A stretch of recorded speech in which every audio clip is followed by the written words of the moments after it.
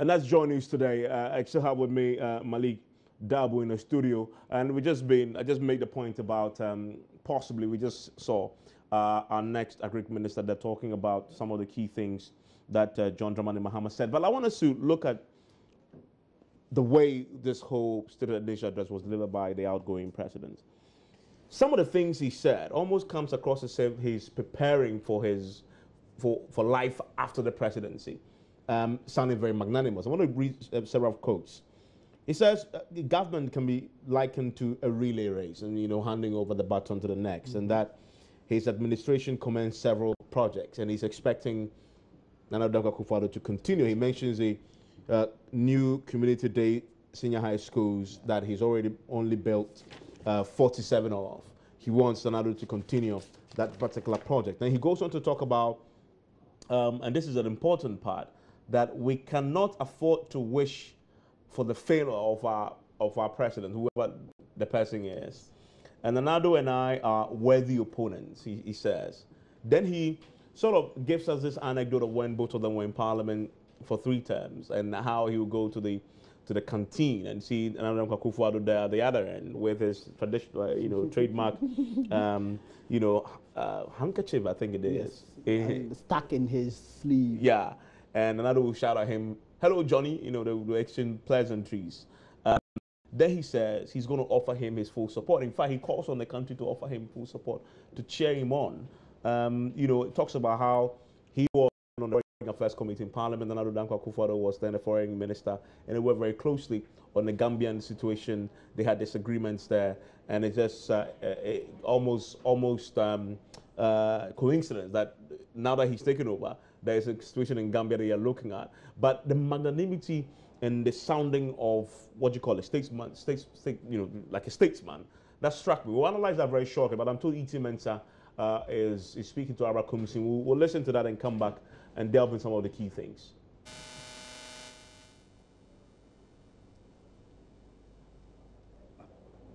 And that was why it was Christian, real Christian, from Jubilee House to Flagstaff House. So does it take anything away if the incoming administration decides to rename it Jubilee House? I don't think that it takes anything away, but then the point is we're establishing history. History, there's nothing you can do about it. Instead of this ding-dong, back and forth, it should remain what it is. Flagstaff House, even the Blaster Square was Blaster Square, it's going to Independence Square, it's going back to the Blaster Square. And there are reasons why these names were given. So you would advise that it stays the same and not be... I'll humbly advise that it stays. Well, it do look nice, because it doesn't take anything away from the fact that it was built by President, the new place was built by President Akufo. It doesn't take anything away from him. All right, let's come to the main issue. The edifice is there. Very well, let's come to the State of the Nation address today. You're an experienced member of Parliament. How different is today's State of the Nation address from others you've heard in the past? Oh, this is different because this is not the first time that the president is giving his last State of the Nation address. All along, it's been when the president has served the 8 years. When President Rawlings finished the 8 years, he gave somber the State of the Nation address, give an account of the state. And then President Akufo also finished his 2 terms and delivered the speech. But this one, what makes it different is that President Mahama couldn't do the other 4 years. And that's the difference. There were huge expectations that he would be touting his many achievements, especially in the area of infrastructure, but that didn't happen. Were you also expectant that he was going to, tout his achievements in his final State of the Nation address? I believe that the statement today dealt with some concerns that people have expressed about when he was on the campaign trail for country to the people, when the boys around him, every now and then we talk about the fact that apart from Nkrumah, no other president has done as well that he has done in 3.5 years, and so on and so forth. Today, his speech dealt with those things. Mentioned all the presidents who have come before him, and christening the team as a relay. He has finished his part, is handing over the baton to Nana Akufo Addo, and expect that Nana will also continue with what has been started before he starts his. You understand? So I think that really, for me, answered a lot of questions that people have been asking us in connection with some of the things that the communication teams have been saying all over. What exactly are you saying? Are you saying that the team around him were telling him things that he wanted to hear and what were not actually the reality? No, that is not what I'm talking about. I'm talking about the communication team. You recall, I mean, it's been said over and over again that, after every inauguration or commissioning of a project, which was started as part of the handing over notes to him, and what we expected was that he will commend those who have come before him, and he does it. But after he has done the right thing, these communicators will also, such as what I've told you, people have been asking us here, that why is the president saying that apart from Nkrumah, when it comes to infrastructure, nobody has done better, no precedent, apart from Nkrumah, and we have had presidents who have come before him. And then we've been explaining quietly to people, we didn't want to go on air, but today the speech addressed it.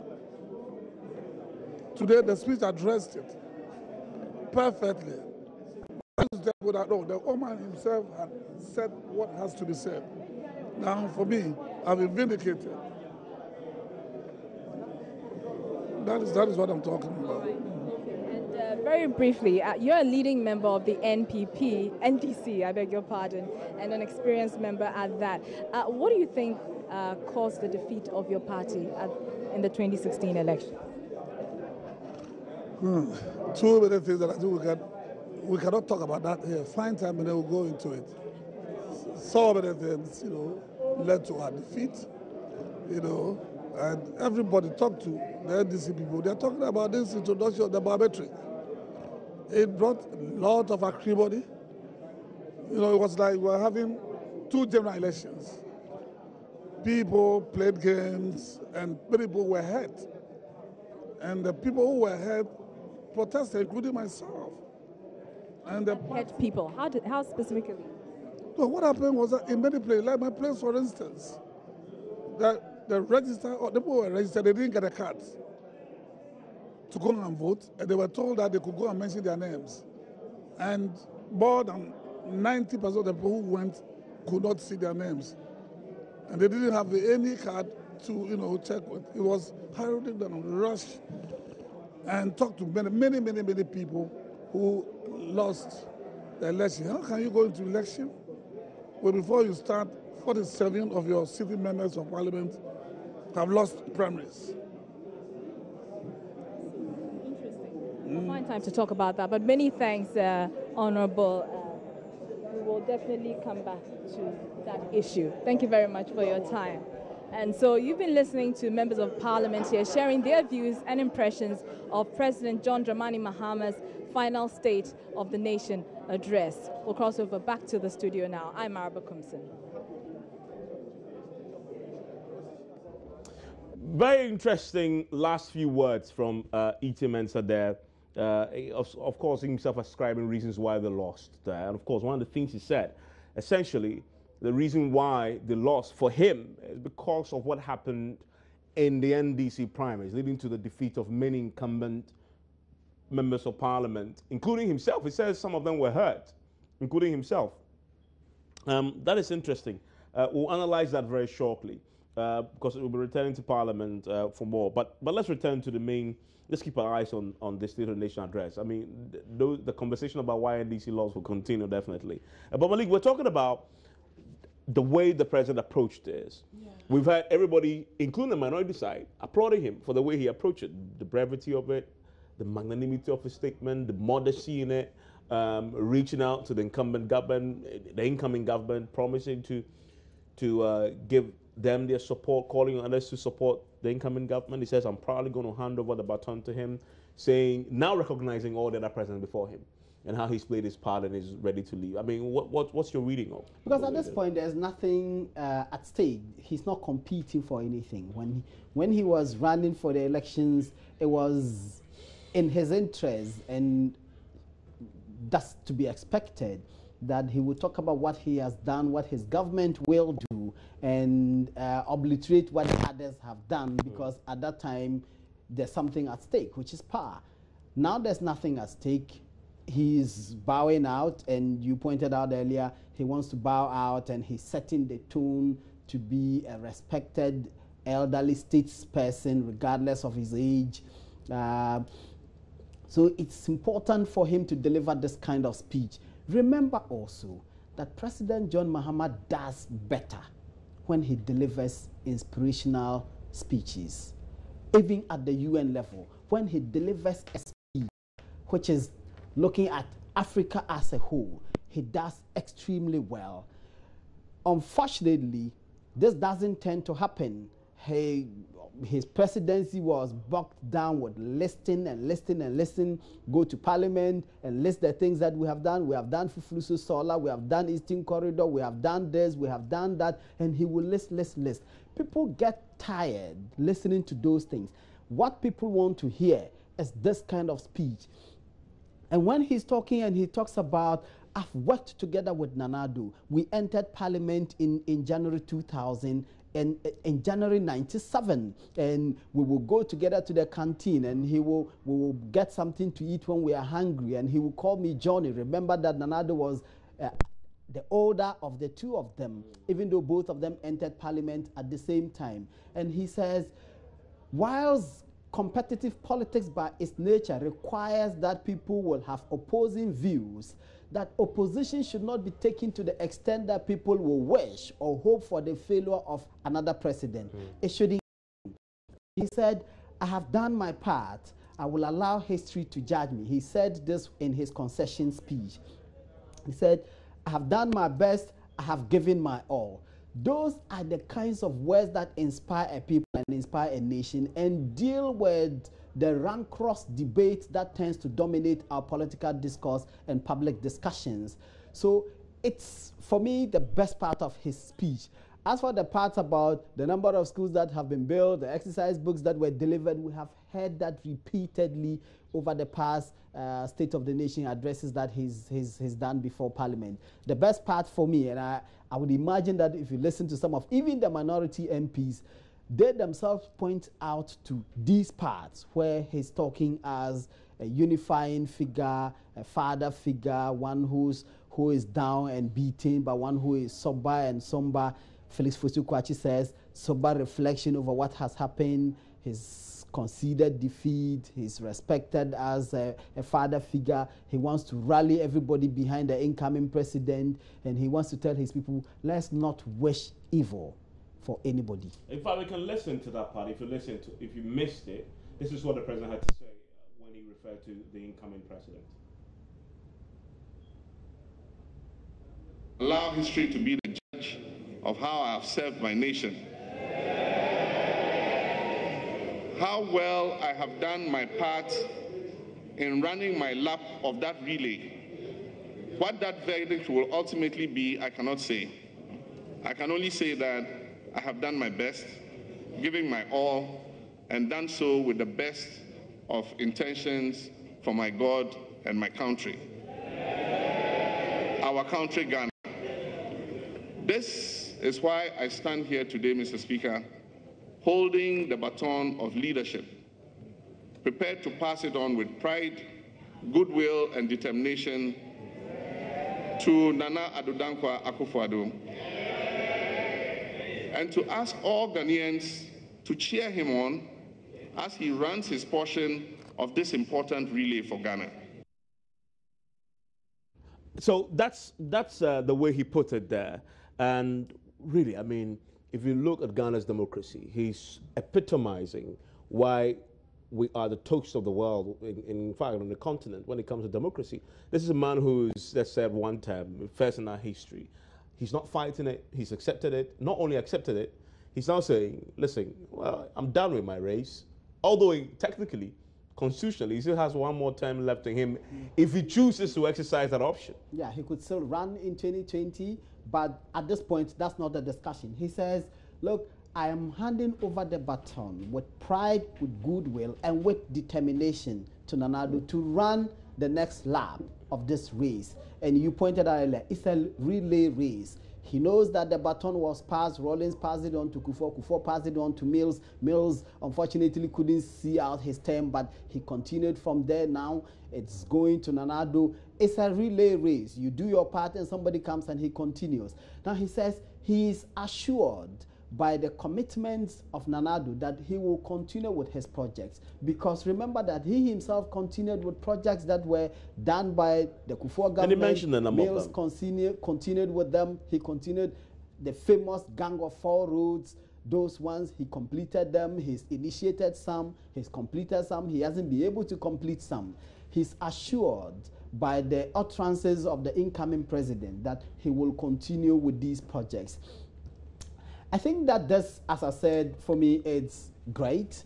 It's not surprising that he would do this because all his political career, he carried himself well, right from his days as member of parliament for Bole Bamboy. And I think he made Bole Bamboy a famous name because of what he did in parliament, rising through But the also ladder. because Bole Bamboy had such a terrible road. I remember when you're traveling to the north and you say you use the Bole Bamboy road and Charlie. I remember they used to call it Bole Bad Boy. it was terrible. But he's fixed it. I used that road this year. Yeah. That whole stretch had been fixed. Fantastic. So, of course, we're going to do ballot box. Yes, there's a question about his legacy. But before we really come to that, there's something he said that I'll ask a question for. I have a question for. He says, we cannot afford to wish for the failure of another president, even if we disagree with him on a different part. And my question, I wrote a note to that. But people in the NDC sings a defeat. I've been making comments sarcastically to suggest, well, they're waiting to see how Nana Addo will fare. And there's a certain sense that he says he will do it. We know he can't do it. Let him do it and let's see. They've said, for example, well, in this first, we want to see all the, factories in the district. Even today, I heard saying that when he takes over, he should cut down the cost of the he wants to see that's the first thing they should do. I mean, there's a sense out there of skepticism already in the NDC that the promises that have been put forward cannot be done. And they're saying, well, the first day he takes over, the city must recover. The first day he takes over, the economy must recover. The first day he takes over, you heard that too. Yes. I'm wondering that of course, I mean, there's him and there's a party. Yeah, you know, this is not the first time he actually has this complaint. Remember in 2014 when Bawumia, in one of his presentations, his seminal presentations at the Central University, where he predicted that the cedi was going to fall to $1, 4 cedis. The president was quite unhappy. And I remember in one of his presentations outside of this country, he complained that how could somebody wish his nation to perform poorly to the extent that you would wish the currency to fall to this level. So this is not the first time that he has these kinds of complaints. I guess the criticisms against him have been when your political opponents were being dealt with in the most unacceptable manner. We didn't hear you complain. You only complain when you are the victim. So I guess that knowing that background, that he himself was unhappy when the predictions were being made about the poor performance of the economy, the local currency and all of that, he does not wish same. Unfortunately, there's absolutely nothing he can do about it. But the question is he being genuine? Is he being sincere in what he just said today? Or you think, of course, this man has nothing to lose anymore. So now his real, true, honest self has emerged.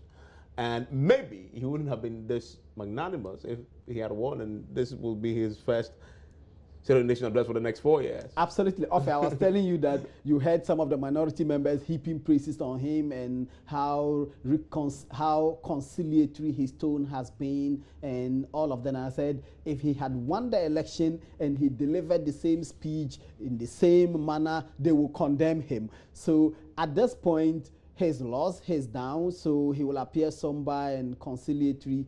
The minority... You think he's genuine, sincere with all these praises and it tends to be and difficult. Support for Nanado, Akufo Addo, etc., etc. He sounds almost too good to be true. I mean, the way he said it, the manner in which he said it. I mean, it's almost too good to be true. It tends to be difficult to put too much weight on what politicians say because sometimes you have to wait and see. Remember that I just pointed out the criticisms about what did he do when the same Nanado as candidate was being attacked in the most violent and vicious manner in terms of his personality being dragged into the mud. What did he say as president?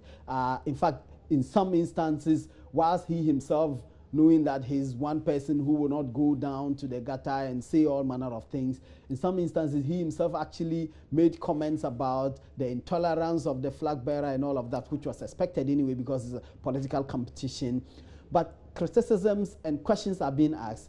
What did he do when his political opponents were being attacked? I guess his response would be, I was also attacked. What did they do? At this point, there's no longer competition. This is now the time that these kinds of conciliatory tools are expected.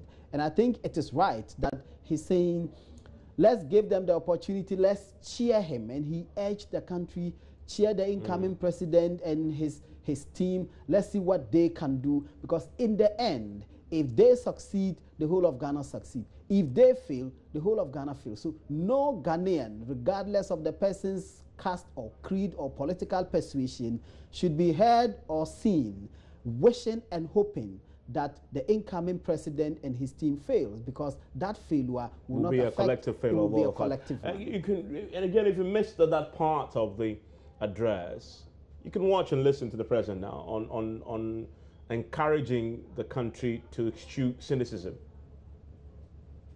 Political opposition and differences of opinion are vital to the health and growth of any democracy. Political parties are formed when people of similar ideology come together to move their agenda forward in a way that serves their country's interest.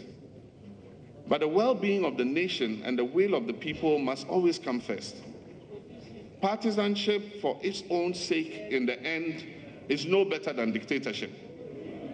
If we look around the world, we can so clearly see the deep divide that blind partisanship is creating in nations with democracies that are even far older than ours. We can see too the divide that it is threatening to create in ours if we are not careful. Already it's taking a toll on our morale and our sense of optimism. It has given way to a cynicism that is as dangerous to the incoming political party as it is to the outgoing. We cannot afford as a nation to wish or hope for the failure of any president and his or her government. Ensuring accountability is not the same as leveling insults or encouraging apathy. We have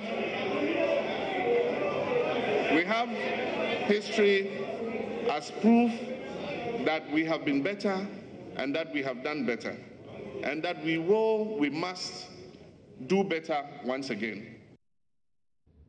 So that's President John Dramani Mahama there. That's his, I guess, last but not least, of course, acts that he would perform as a president. I think on the swearing-in day, he of course played a certain minor role in the process of handing over the baton, which in this case will be the that sword, to the chief of staff, to the chief justice, who then passes it on to Nanado. Then he takes the swearing, the oath of office, and so this final act as president in full really is what we just watched there.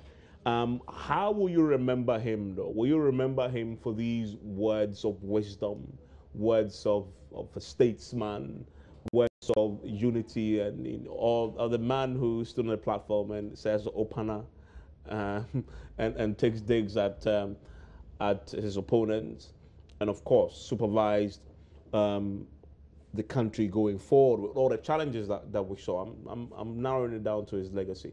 What for you? Let's start with the positive. What are the positive legacies that you see in him? I think nobody will remember President Mahama for bad speech or bad language. I think nobody will remember him for that. Nobody will remember him for such negative things. I think he was largely regarded as very measured in his utterances. I think what people will remember him for, which will be negative, is no. Let's talk about the positives first. We'll come to the negatives. So positives. I think his demeanor and his dispositions are things that people will remember him for, as one president who was accessible and one who didn't easily get annoyed and one who was encompassing to everyone, one who brought everybody together.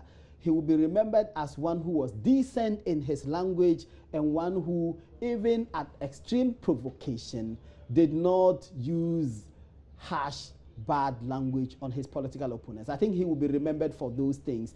He's carried himself well. He's respected for the manner he has communicated, even in the political discourse, where the disagreements have gotten very disagreeable. He has kept his cool. He has managed his personality very well. I think those are positive things that everyone will remember this president for. That one person who had an affable character, carried himself well, he's charismatic, and he spoke extremely well. He used edifying language in his public engagement and public utterances. Occasionally, you would have politicians who would say things that people will condemn, but generally, I think President John Mahama used language that edified rather than that divided. We'll look at some of the substantive positive legacies, infrastructure, economy, etc. very shortly, but I have Joseph Opoku-Gakpo on the telephone line from Parliament. He's with MP for Bosomtwe. Hello, Joseph. Hello, everyone. Good afternoon to you. Yes, good afternoon. And so I can see that reactions are coming in thick and fast. Exactly. There have been more reactions from some members of parliament to the President's State of the Nation's address. Let me have a conversation with two of them. The member of parliament for the Bosomtwe constituency in the Ashanti region, the Honorable Simon Osemensa, is joining us here. And so is William Kwabi-Sabi, who is the member of parliament for the Doma West, the Doma East area, also in the Brong-Ahafo region. Mr. Mensa, thank you very much for joining us. So you listen to the president deliver what is his final State of the Nation's address. Did it meet your expectations? Okay, thank you very much. Actually, the president was in the house to honor Article 67 of the 1992 Constitution, which requires that at the beginning of each session, and then when the parliament is being dissolved, and the president will come and give the State of the Nation address. So it's a constitutional requirement, obligation for which the president had to be in parliament. You asked whether about my impression. Actually, if you look at the poster, the demeanor of the president, he wasn't of his usual form. But I wasn't surprised because nobody will go to elections or contest and lose and can put on the normal confidence level that the president has. So for you, the president wasn't confident enough? Yeah, you know, initially, if you listen to how he started even reading his address, the confidence level I can see was down. The facial expression, the body language wasn't the usual form of the president. For you, does that really matter? No, it matters. I mean, body language is also a form of communication, so it matters. You know, the way my poster, even the way I laugh, my facial expression, my body language, everything matters. But that is not the substance of the content of his address. So let's talk about the substance, for example. Yeah. Did you hear the thing that at least this being his final address and wrapping up on how his tenure has been over the last 4 years? Definitely, it would have been very difficult for me to hear that I needed to know or to hear from the president. What is important is that I realized there were some misinformation in the president's address. For example, he said he took over from an economy for which the CD was very fast depreciating. I don't know which year he was talking about. Is it 2012 or is he talking about 2009? Which of them? Let's say he was talking about 2009. You are, yes. What is CD fast depreciation? That was around 1.19, or they normally say 1.2. Let's give them 1.2. Was the currency fast depreciating during that time? It wasn't even after that they were claiming they had single-digit inflation for close to 2 years. So which year was he talking about? Whoever wrote that address, portion of the address, misled me. Again, he said they've asphalted some roads in every district. Let's go to Bosomtri and show me just a foot of asphalt in Bosomtri district. That happened. Even if we go to Offiso North, where they've done some town roads, bitumen surfacing, there's no asphalt there. Which district is he talking about that they've done asphalt in all the regions in this country? So these are 2 areas in the Ashanti region that you mentioned. Not only. And he said when they came to continue the projects the previous government left over. Is it true? Are there any specifics that they really didn't continue that you want to draw attention? He mentioned the Suku line interchange. They've not finished that project. If you go towards Tanoku, that part of the project was not completed. Even going towards Swami area, it wasn't done. If you come to Aspa interchange, going to Bosomtri Lake, Bosomtri Road, the project should have terminated at Tewia Junction. They terminated at Brewery.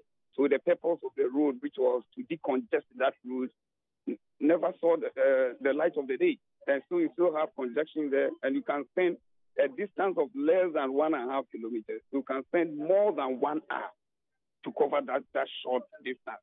So which was going is he talking about? I'm only mentioning Kumasi, Ashanti region, because I'm from Ashanti region. Let's talk about the affordable housing. Have they been completed?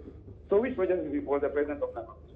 Which of them? And he said they built regional hospitals. They've not built any single regional hospital. They should tell me a single regional hospital they've built. If you come and expand an existing hospital, doesn't mean you build a regional hospital. When I was in Labone in 1979-81 there, Ridge Hospital was there. That was where we were attending hospital. So when did he build regional hospital in Accra? Tell me you've expanded, you provided more facilities. If you remember, President Akufo provided some additional facilities for Kolebu, for Konfanochi, several hospitals. He never said I've built a regional hospital or teaching hospital. But we talk about the accident center, Konfanochi. They should tell the people the truth. NDC has not built any single regional hospital from the start to the end.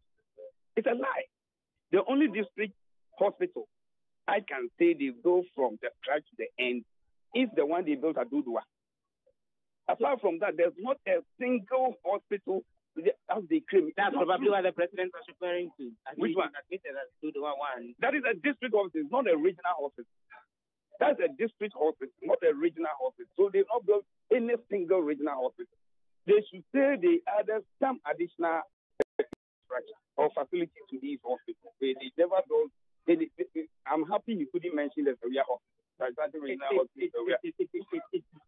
very interesting. But again, on the Ashanti region, the president make the point here from the Ashanti, and that's what I'm referring to that. The president makes the point about the health insurance scheme generally and how they've succeeded in improving upon it, and it's a better scheme. We know that in Ashanti, that's where the whole capitation scheme started, and there was a lot of protest from the region, about the capitation scheme and that the NHIS that has been interested. So when you have the president, for example, make the point today that the NHIS is in a better state today than in 2008 when he took over, how do you react to that? You see, fortunately, both of us, me and my colleague, we are on the health committee. You see, he's being ill-briefed. I don't know who is giving him those briefings. Capitation, I'm happy you are mentioning capitation. If capitation were to be good, why couldn't he expand to the other region? Every Ghanaian wants something which is good. We've argued and agitated for the scrap of this capitation. He didn't do it. He said he was going to expand it to other regions. Could he do it? Because it's bad. It's simple because it's bad. Who tells the president that the national health insurance is on its feet? Look, when they came to power, they made an investment of close to $500 million. The investment now is around $50 million. Always there's deficit in finances. That is why he had wanted to use part of the heritage fund to fund the national health insurance scheme.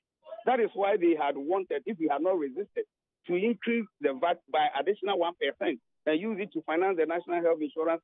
We told him that the problem with the financing of the national health insurance is not because maybe you need to have some additional taxes. No, the economy is not doing well.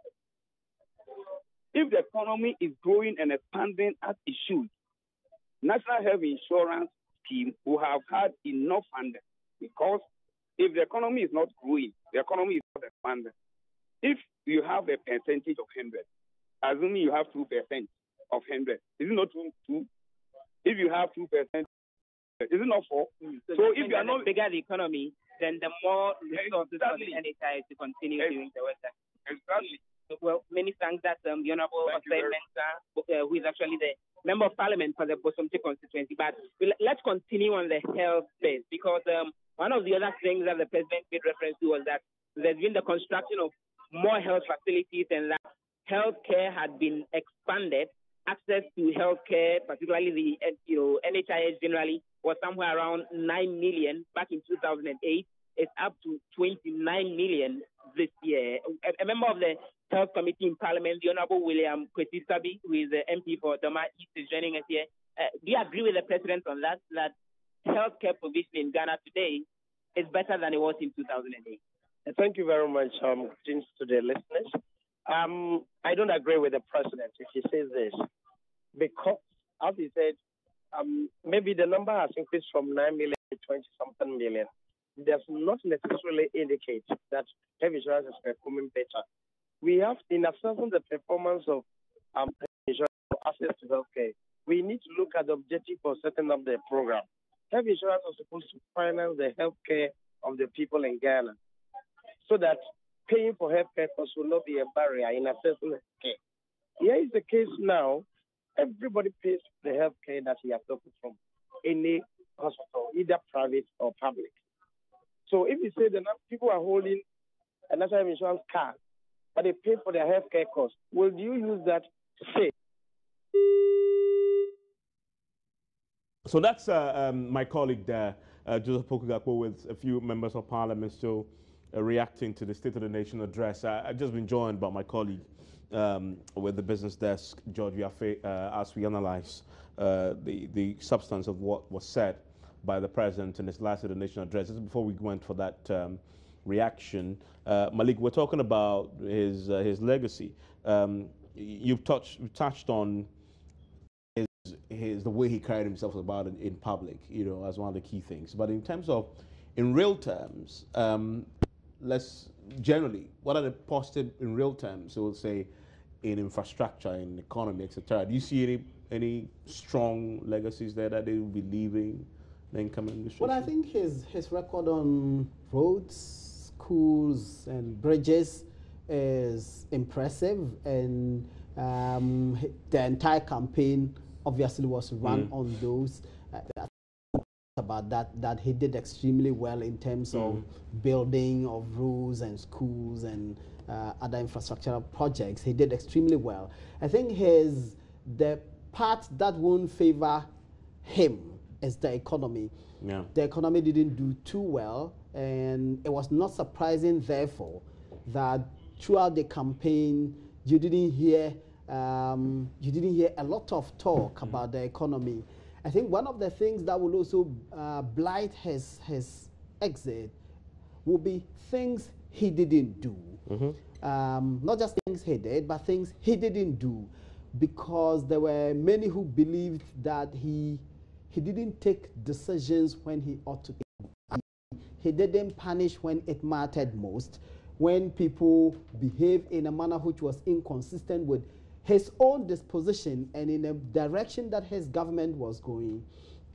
He refrained from punishing, and I think that's one of the things that dogged his government, and that's the things that will follow him, that he would wish to do away with, things that he didn't do, failing to punish when he ought to punish, failing to take action against persons that he ought to have taken action against. But in terms of infrastructure, I think his achievements were impressive. Now let's talk about what he told us about the state of the economy as we speak. According to him, he took over at a time when the economy was in free fall. We have a high deficit.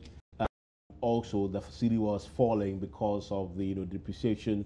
But he says debt was also very high, that they've managed to slow it down and reverse the trend. Listen to him, and then we'll come to George to analyze that for us. We inherited an economy that was running a high deficit with increasing inflation and interest rates. It was also characterized by a rapidly depreciating currency. This unstable macroeconomic environment created an unfavorable investment environment both for indigenous and foreign capital. Our forum at Senchi was an attempt to forge a consensus for a homegrown fiscal consolidation program. Mr. Speaker, the Senchi outcome eventually became the basis for the IMF extended credit facility that we are implementing. The ECF program, as it's called, has resulted in an improved macro environment, which has seen a steady decline in inflation and interest rates. A new public debt management strategy is also seeing a steady decline in the public sector debt, estimated to have dropped from nearly 75% to below 65% currently. Our currency, the CD, has also this year enjoyed relative stability, depreciating at just above 4% this year. Mr. Speaker, while the deficit target for this year might be missed on account of inability to meet revenue targets, it is important for us to continue to pursue fiscal consolidation in the third and final year of the IMF program. Multiple causes are responsible for this inability to meet the target. Reduced lifting from the Jubilee field on account of the turret-bearing problems, non-realization of some expected non-tax revenues such as the sale of electromagnetic spectrum, reduced cocoa export revenues, and higher than expected election-related expenditures. In spite of the breach of the fiscal deficit target, expenditure was lower than programmed, and thus the approved appropriation for 2016 was not exceeded.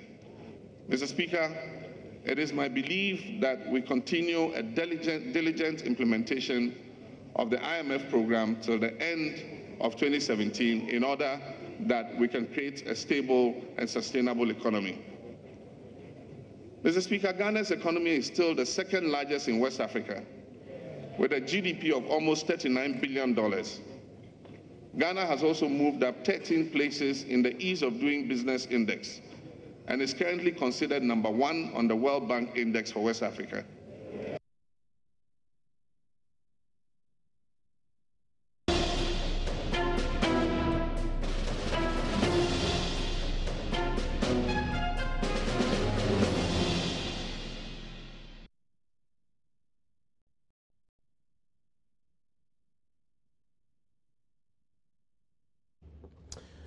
John Dramani Mahama there on economy. George, what do you make of it?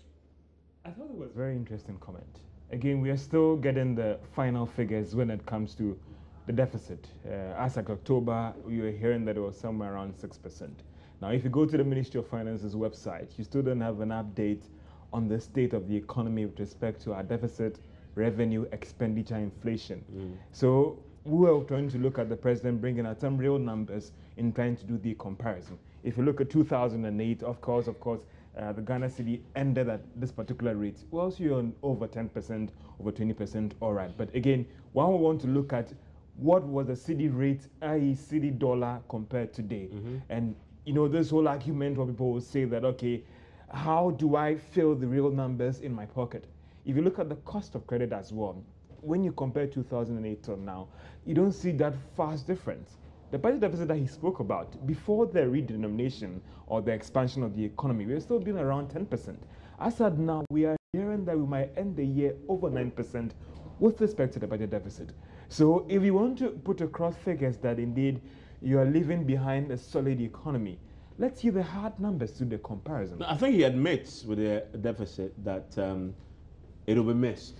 It'll But be it says missed, it will only but be by missed. what? By how But much? It says it will be missed What only events because we of are shortfall picking in up revenue. is that it's even more than what they projected, and it will have serious implications for even the IMF program and even between government, our outgoing government, even our donor partners as well. So if the president wanted to go that way, I think that he would have helped us a lot by coming up with those hard numbers to say that when you look at the deficit, when you look at the Ghana cedi, i.e. now, this and this and that has happened. And there are still question marks even about our revenue mobilization and even about the expenditure as well. So if the president wanted to go that way, let's have some hard numbers.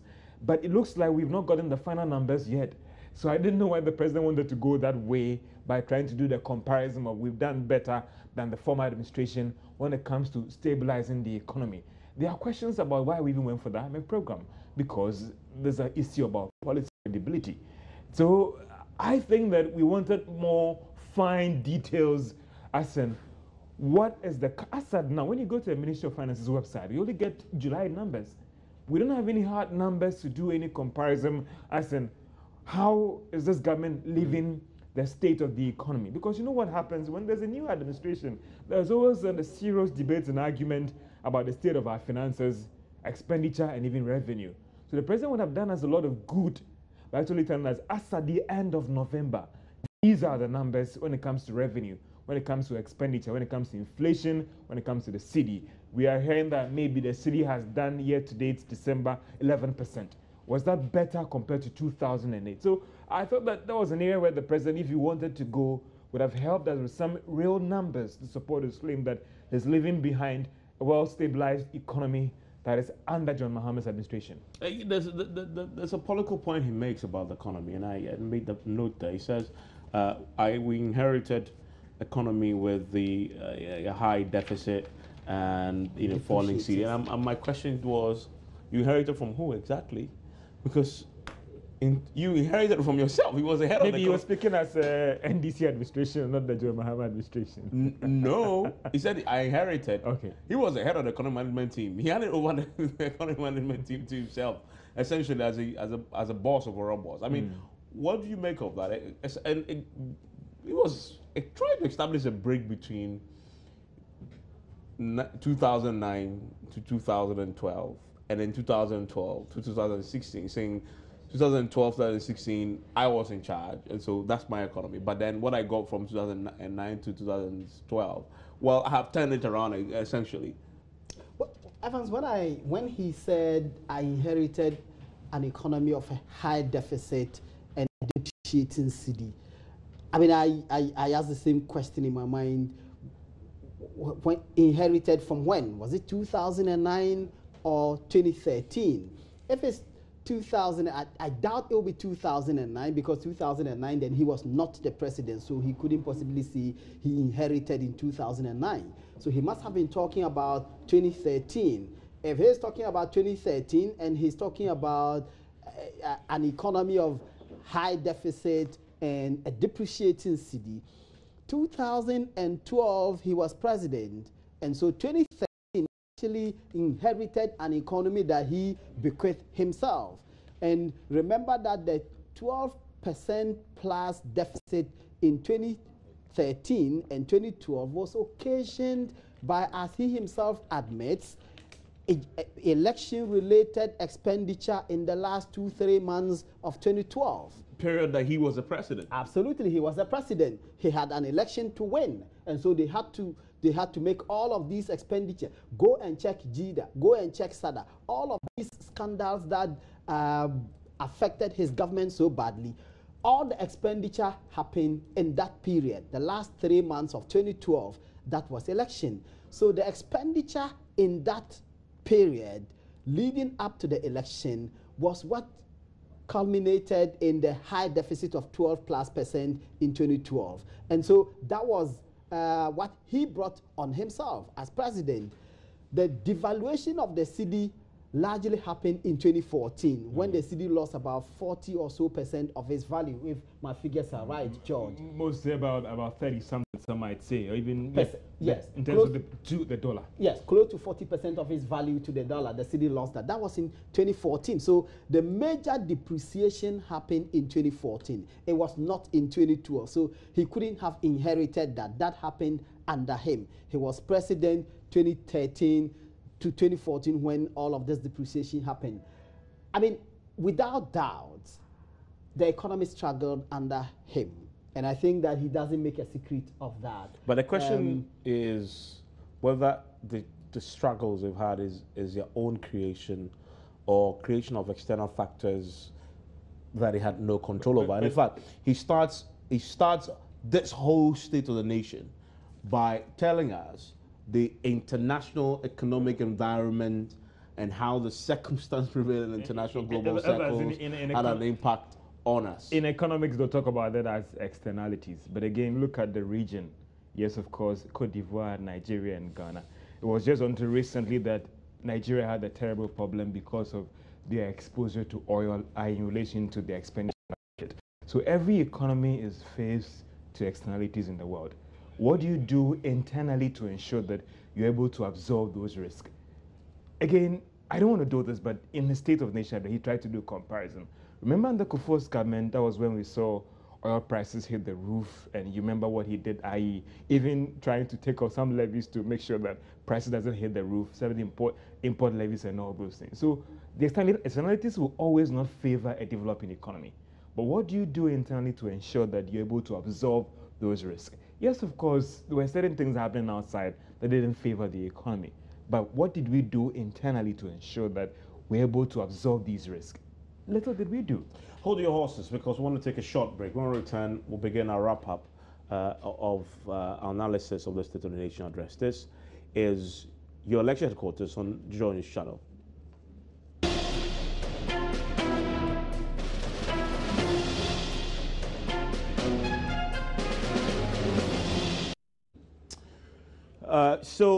Talking about the President's State of the Nation address, final comments to you, gentlemen.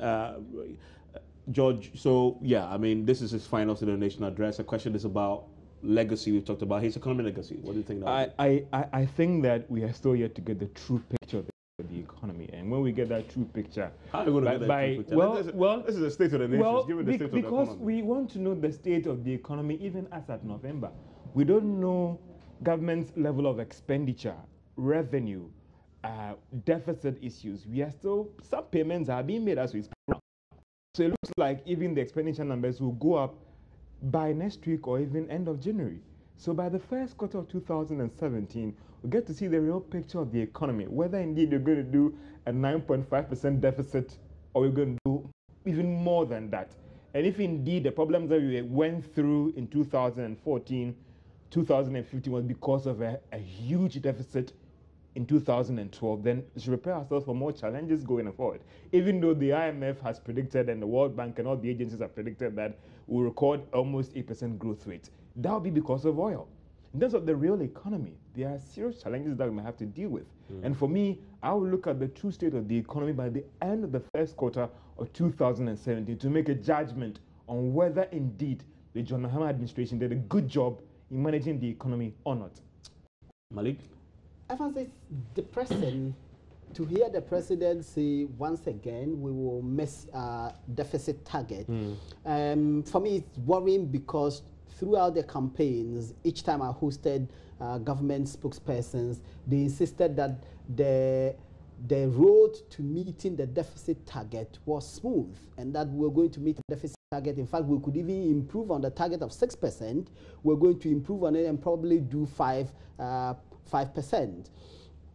The president now says we are going to miss that target, and if we miss that target, as George points out, we are in trouble because we have a bigger debt burden now. If you have a bigger debt burden and you have a higher deficit and you have to make a huge interest payment and your debt to GDP ratio is high, then it means our economy is in total decay. I get the sense that we'll get the true state of the nation after January 7th. Absolutely. I mean, I'm looking at the end of the first quarter of 2017. And in fact, Nana Akufo Addo will be giving his State of the Nation address anyway, later in the year, in the first quarter of the year. So we'll wait to see how that pans out. We'll compare that to what we've just heard and see what the differences are in over a few weeks or so. But thank you, George. Thank you, Malik. Up next is Marketplace. My name is Evans Mensah. Enjoy the rest of your day.